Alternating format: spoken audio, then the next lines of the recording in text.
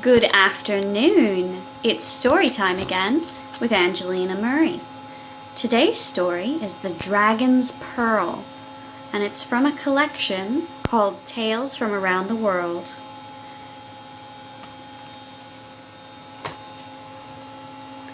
In China, many years ago, a boy lived with his mother by the banks of a great river. The mother was very ill, so it was up to the boy to find work. He used to go out and gather the thick grass which grew by the river and exchange it for a little food with the people of the nearby village. One year it was very hot and the rains rarely fell, so all the grass began to dry out and die. Fortunately for the boy, he found a patch of grass that was still thick and fresh, even though all the grass around it was dead. As he began to gather some into his arms, he spotted a small, bright ball on the ground. He picked it up with the grass and hurried home.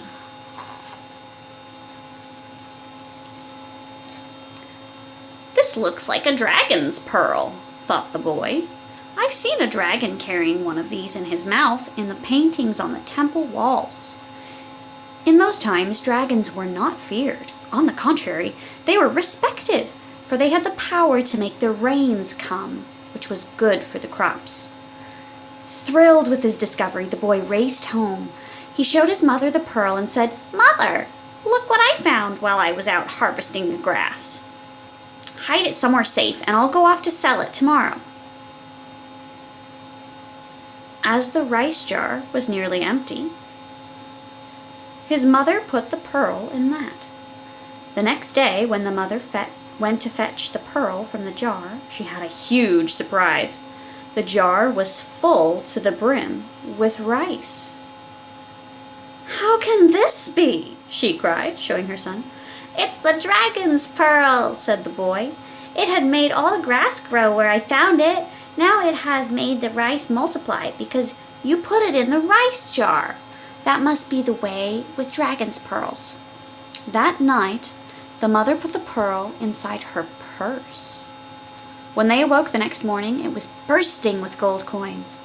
Now, thanks to the dragon's pearl, the mother and her son wanted for nothing. If they needed food, the pearl provided it. If they needed money, the same.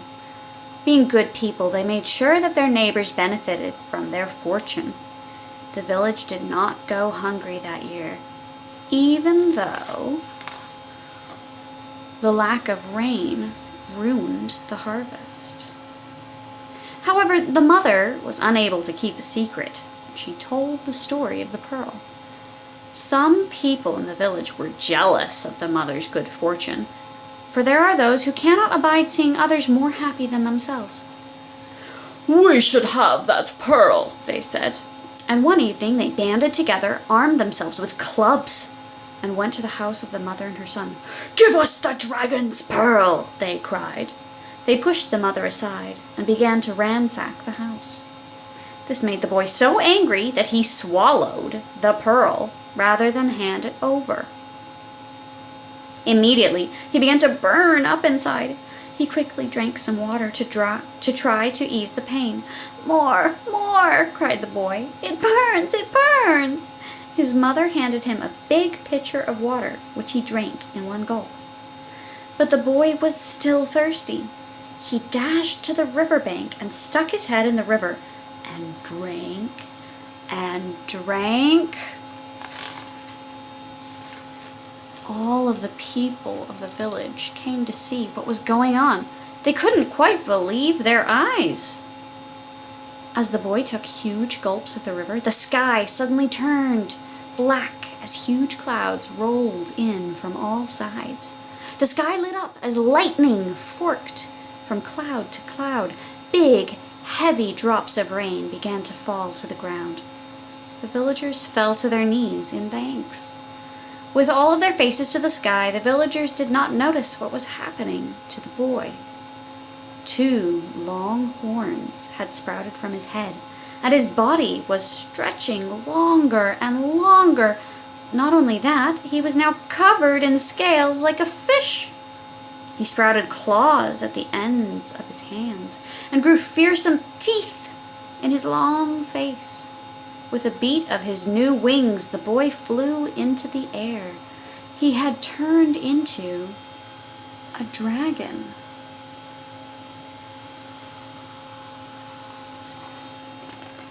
Whoa.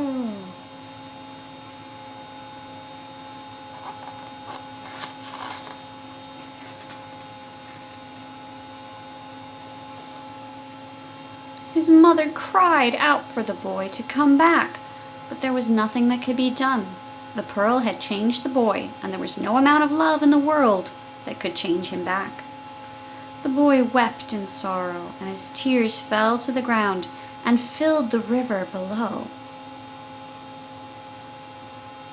As a way of saying goodbye, the dragon slowly twirled around in the sky 24 times, and each time he shed a tear.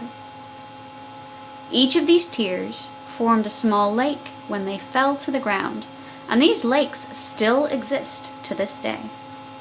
After twirling in the sky, the dragon then dived into the lake and was never seen again. That's the end of that story. So, this story is supposed to explain why there are so many different lakes in China. And of course, we have the lovely dragons to talk about. Now, this book is available. It's published by 0 to 10. And it should be available all across the UK. And I believe you can get it in Malaysia as well, and online. All right, enjoy.